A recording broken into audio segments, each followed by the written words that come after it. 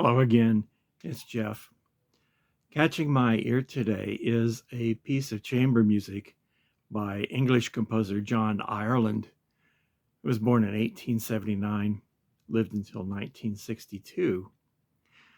Specifically, this is the first movement of his sextet, written for clarinet, horn, and string quartet. The movement is marked Allegro non troppo. It's from the year 1898. And one thing to note about that is that he was only 19 years old at the time. I've read some descriptions of this work, and I find that some, I would say, overcritical critics describe it as being too derivative of Brahms, as though in a dismissive mode, which I think is unfair. But let's face it, Brahms was a towering figure at the time. Ireland was apparently inspired by a piece of Brahms for the same instruments. And he was only 19 at the time. If it happens to sound in a manner of Brahms, which was the way many composers were writing at the time, I don't think that's any surprise. And I don't think it should be dismissed so easily.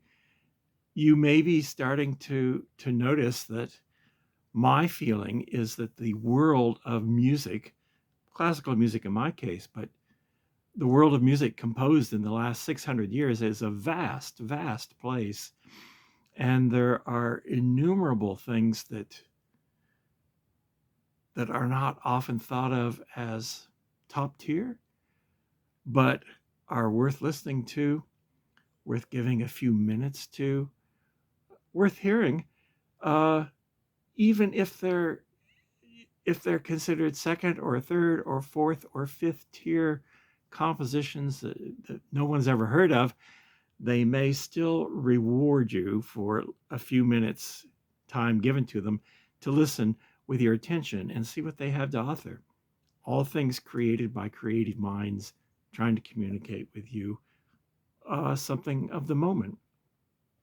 This is one of those pieces. I think it has a lot to give. And I want to quote from the publisher, who I think gets it about right.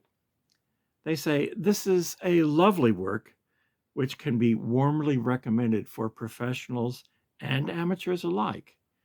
It certainly deserves to be heard in concert."